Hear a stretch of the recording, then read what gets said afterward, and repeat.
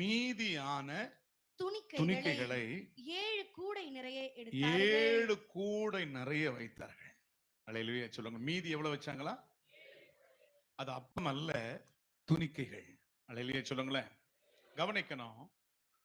ஒரு அப்பம் உடைக்கப்படாமல் பயன்படுத்தப்பட முடியாது.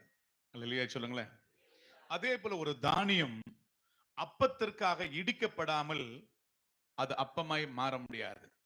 ஒருவன் 100% பயன்பட வேண்டும் என்றால், ஆமென், தானியம் அப்பத்திற்காக இடிக்கப்படும். ஆமென் சொல்லுங்களேன்.